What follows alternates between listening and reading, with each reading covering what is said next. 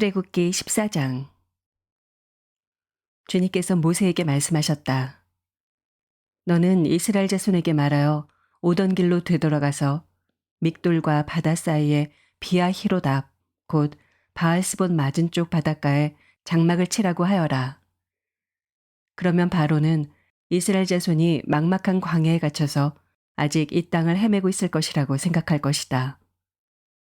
내가 바로의 고집을 꺾지 않고 그대로 둘 터이니 그가 너희를 뒤쫓아올 것이다. 그러나 나는 바로와 그 군대를 물리침으로써 나의 영광을 드러낼 것이니 이집트 사람들이 이것을 보고서 내가 주님임을 알게 될 것이다. 이스라엘 자손은 모세가 시키는 대로 하였다.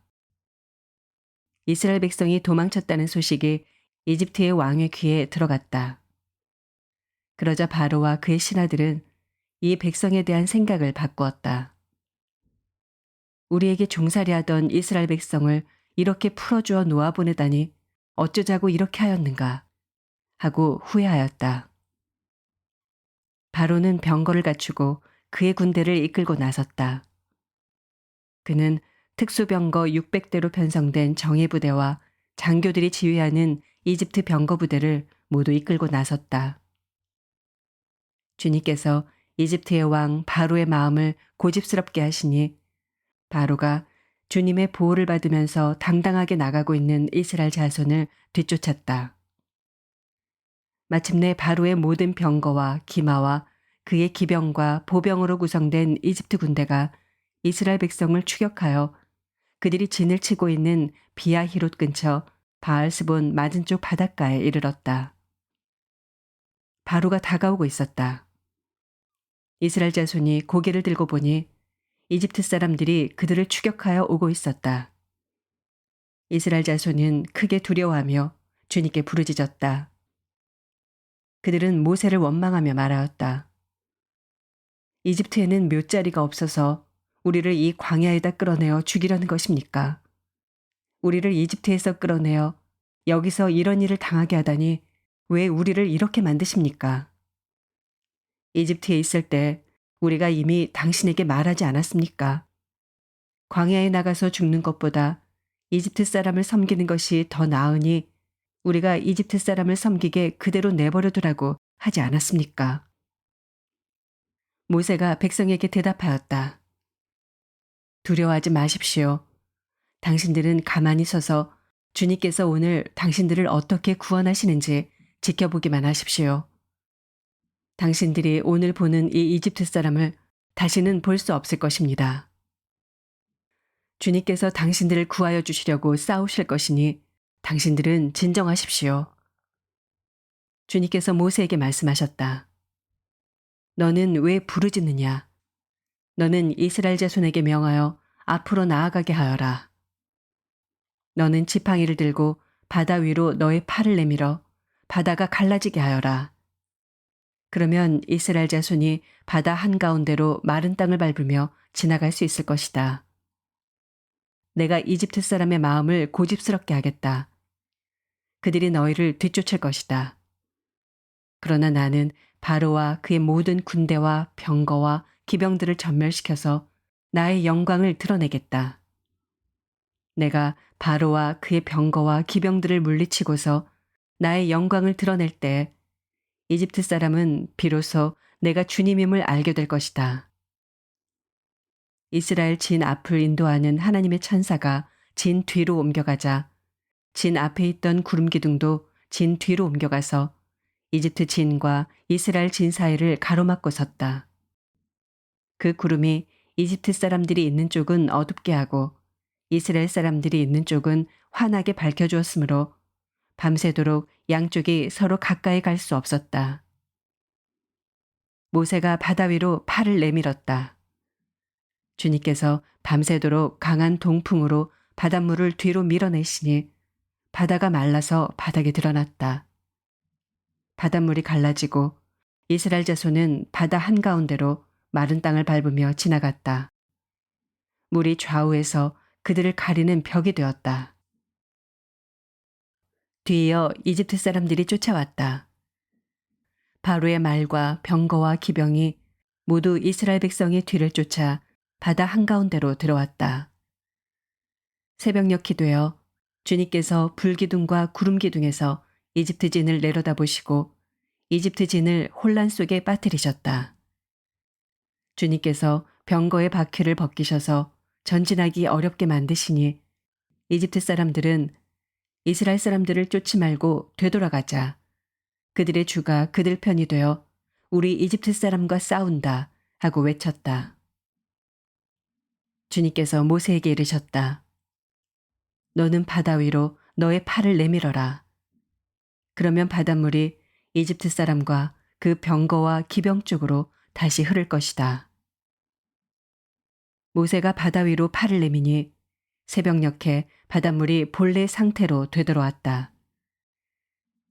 이집트 사람들이 되돌아오는 물결에서 벗어나려고 하였으나 주님께서 이집트 사람들을 바다 한가운데 빠뜨리셨다. 이렇게 물이 다시 돌아와서 병거와 기병을 뒤덮어 버렸다.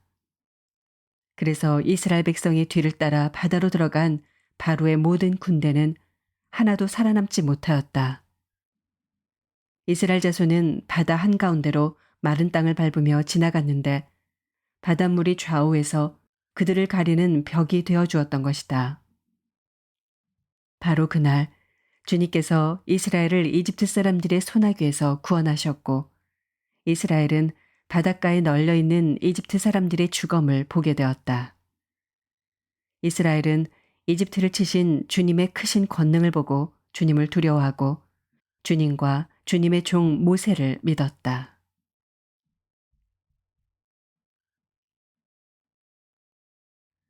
누가복음 17장. 예수께서 제자들에게 말씀하셨다. 걸려 넘어지게 하는 일들이 생기지 않을 수는 없지만 그러한 일들을 일으키는 사람은 화가 있다. 이 작은 사람들 가운데 하나를 걸려 넘어지게 하는 것보다 차라리 자기 목에 큰 맷돌을 매달고 바다에 빠지는 것이 나을 것이다. 너희는 스스로 조심하여라. 믿음의 형제가 죄를 짓거든 꾸짖고 회개하거든 용서하여 주어라. 그가 내게 하루에 7번 죄를 짓고 7번 내게 돌아와서 회개하오 하면 너는 용서해 주어야 한다. 사도들이 주님께 말하였다. 우리에게 믿음을 더하여 주십시오. 주님께서 말씀하셨다.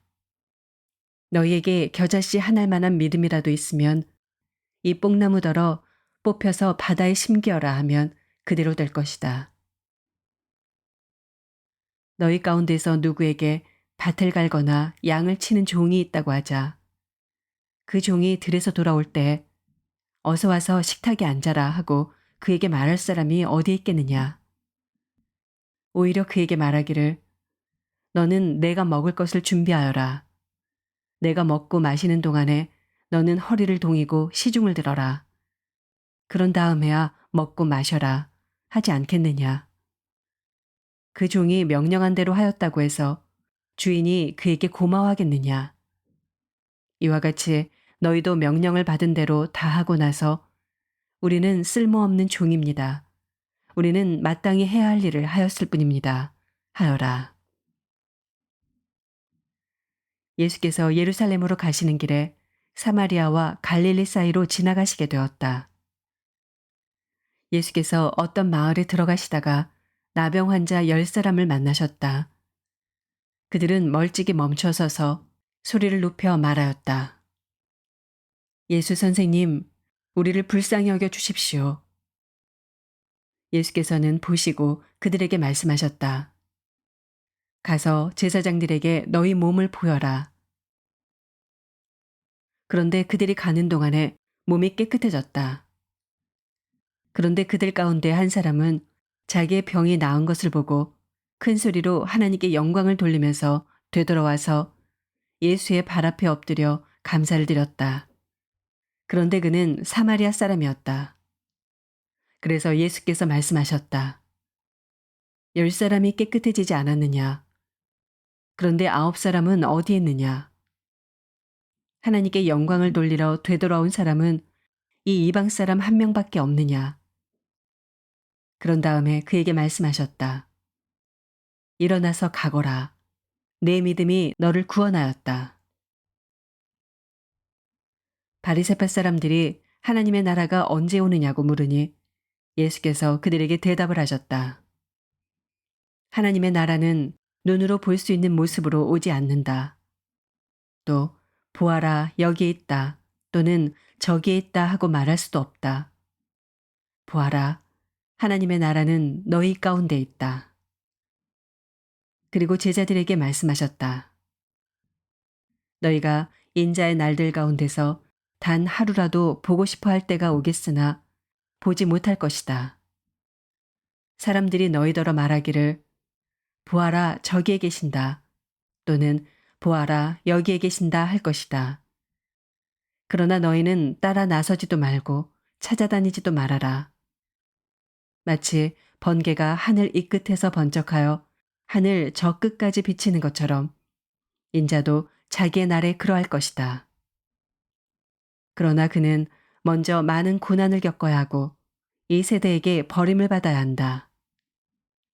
노아의 시대에 일이 벌어진 것과 같이 인자의 날에도 그러할 것이다. 노아가 방주에 들어가는 날까지 사람들은 먹고 마시고 장가가고 시집가고 하였는데 마침내 홍수가 나서 그들을 모두 멸망시켰다. 롯 시대에도 그와 같은 일이 벌어졌다. 사람들이 먹고 마시고 사고 팔고 나무를 심고 집을 짓고 하였는데 롯이 소돔에서 떠나던 날에 하늘에서 불과 유황이 쏟아져 내려서 그들을 모두 멸망시켰다. 인자가 나타나는 날에도 그러할 것이다. 그날에 지붕 위에 있는 사람은 자기 물건들이 집 안에 있더라도 그것들을 꺼내려고 내려가지 말아라. 또한 들에 있는 사람도 집으로 돌아가지 말아라. 롯의 아내를 기억하여라. 누구든지 자기 목숨을 보존하려고 애쓰는 사람은 잃을 것이요. 목숨을 잃는 사람은 보존할 것이다. 내가 너희에게 말한다. 그날 밤에 두 사람이 한 잠자리에 누워 있을 터이나 한 사람은 데려가고 다른 한 사람은 버려둘 것이다. 또 두 여자가 함께 맷돌질을 하고 있을 터이나 한 사람은 데려가고 다른 한 사람은 버려둘 것이다. 제자들이 예수께 말하였다. 주님, 어디에서 그런 일이 일어나겠습니까? 예수께서 그들에게 말씀하셨다. 주검이 있는 곳에는 또한 독수리들이 모여들 것이다.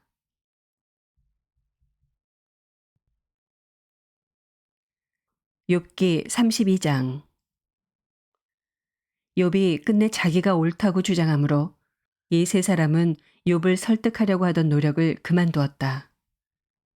욥이 이렇게 자기가 옳다고 주장하면서 모든 잘못을 하나님께 돌림으로 옆에 서서 듣기만 하던 엘리후라는 사람은 듣다 못하여 분을 더 이상 참지 못하고 화를 냈다. 엘리후는 람 족속에 속하는 부스 사람 바라겔의 아들이다. 엘리후는 또 욥의 세 친구에게도 화를 냈다. 그 세 친구는 욥을 정죄하려고만 했지 욥이 하는 말에 변변한 대답을 하지 못하였기 때문이다. 그들 가운데서 엘리후가 가장 젊은 사람이므로 그는 다른 사람들이 말을 끝날 때까지 기다려야만 하였다. 그런데 그 세 사람이 모두 욥에게 대답을 제대로 하지 못하였으므로 그는 화가 났다. 부스 사람 바라겔의 아들 엘리후가 말하였다. 나는 어리고 세 분께서는 이미 연로하십니다. 그래서 나는 어른들께 선뜻 나서서 내 견해를 밝히기를 망설였습니다. 나는 듣기만 하겠다고 생각하였습니다. 오래 사신 분들은 살아오신 것만큼 지혜도 쌓으셨으니까 세 분들께서만 말씀하시도록 하려고 생각하였습니다. 그러나 깨닫고 보니 사람에게 슬기를 주는 것은 사람 안에 있는 영, 곧 전능하신 분의 입김이라는 것을 알았습니다. 사람은 나이가 많아진다고 지혜로워지는 것이 아니며 나이를 많이 먹는다고 시비를 더 잘 가리는 것도 아니라는 것을 알았습니다. 그래서 나도 생각하는 바를 말씀드리고자 합니다. 내가 하는 말을 들어주시기 바랍니다. 세 분이 말씀하시는 동안에 나는 참으며 듣기만 하였습니다. 세 분이 지혜로운 말씀을 찾으시는 동안에 나는 줄곧 기다렸습니다. 나는 세 분이 하시는 말씀을 주의 깊게 들었습니다. 그런데 세 분께서는 어느 한 분도 욥 어른의 말을 반증하거나 어른의 말에 제대로 답변하지 못하셨습니다. 그러고서도 어떻게 지혜를 발견했다고 주장하실 수 있으십니까? 세 분께서 이 일에 실패하셨으니 내가 이제 욥 어른으로 하여금 하나님의 대답을 들으시도록 하겠습니다. 욥 어른이 나에게 직접 말을 걸어온 것이 아니므로 나는 세 분께서 말씀하신 것과는 다른 방식으로 욥 어른께 대답하겠습니다. 욥 어른께서는 들으십시오. 세 분 친구가 놀라서 말을 하지 못합니다. 그분들은 어른께 아무런 대답도 하지 못합니다. 그런데도 내가 그들이 입을 다물 때까지 기다려야 합니까? 이제 그들은 할 말도 없으면서 그냥 서 있기만 합니다. 그럴 수 없습니다. 이제는 내가 대답하겠습니다. 내가 생각한 바를 말씀드리겠습니다. 이제는 더 이상 기다릴 수 없고 말을 참을 수도 없습니다. 말할 기회를 얻지 못하면 새술이 가득 담긴 포도주 부대가 터지듯이 내 가슴이 터져버릴 것 같습니다. 참을 수 없습니다. 말을 해야 하겠습니다. 이 논쟁에서 어느 누구 편을 들 생각은 없습니다. 또 누구에게 듣기 좋은 말로 아첨할 생각도 없습니다. 본래 나는 아첨할 줄도 모르지만 나를 지으신 분이 지체하지 않고 나를 데려가실까 두려워서도 그럴 수는 없습니다.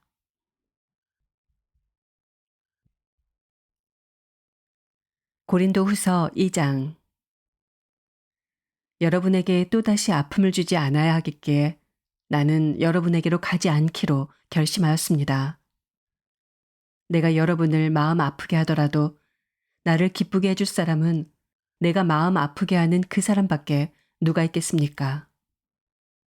내가 이런 편지를 쓴 것은 내가 거기에 갔을 때 나를 기쁘게 해야 할 바로 그 사람들에게서 내가 마음 아픈 일을 당하는 일이 없도록 하려는 것이었습니다.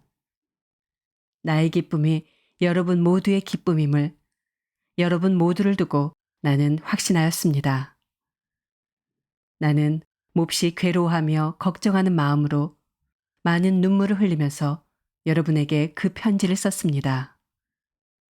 그러나 그것은 여러분을 마음 아프게 하려고 한 것이 아니라 여러분을 내가 얼마나 극진히 사랑하고 있는지를 알려주려고 한 것이었습니다. 누가 마음을 아프게 하였다면 실은 나를 마음 아프게 한 것이 아니라 과장하지 않고 말해서 어느 정도는 여러분 모두를 마음 아프게 한 것이라 하겠습니다. 여러분 대다수는 그러한 사람에게 이미 충분한 벌을 내렸습니다. 그러니 여러분은 도리어 그를 용서해주고 위로해 주어야 합니다. 그 사람이 지나친 슬픔에 짓눌리는 일이 없도록 해야 합니다. 그러므로 나는 여러분이 그에게 사랑을 나타내어 보이기를 권합니다. 내가 그 편지를 쓴 것은 여러분이 모든 일에 순종하는지를 시험하여 알아보려는 것이었습니다. 여러분이 누구에게 무엇을 용서해 주면 나도 용서해 줍니다. 내가 용서한 경우가 있다면 그것은 그리스도 앞에서 여러분을 위하여 용서한 것입니다. 그렇게 하여 우리가 사탄에게 속아 넘어가지 않으려 하였습니다. 우리는 사탄의 속셈을 모르는 것이 아닙니다. 내가 그리스도의 복음을 전하려고 드로아에 갔을 때 주님께서 내게 거기에서 일할 수 있는 길을 열어주셨습니다. 그러나 나는 내 형제 디도를 만나지 못하여 마음이 편하지 않아서 그들과 작별하고 마케도니아로 갔습니다. 그러나 그리스도의 개선 행렬에 언제나 우리를 참가시키시고 그리스도를 아는 지식의 향기를 어디에서나 우리를 통하여 풍기게 하시는 하나님께 감사를 드립니다. 우리는 구원을 얻는 사람들 가운데서나 멸망을 당하는 사람들 가운데서나 하나님께 바치는 그리스도의 향기입니다. 그러나 멸망을 당하는 사람들에게는 죽음에 이르게 하는 죽음의 냄새가 되고, 구원을 얻는 사람들에게는 생명에 이르게 하는 생명의 향기가 됩니다. 이런 일을 누가 감당할 수 있겠습니까? 우리는 저 많은 사람들처럼 하나님의 말씀을 팔아서 먹고 살아가는 장사꾼이 아닙니다. 우리는 하나님께서 보내신 일꾼답게 진실한 마음으로 일하는 사람들입니다. 우리는 하나님이 보시는 앞에서 그리스도 안에서 말하는 것입니다. 아멘.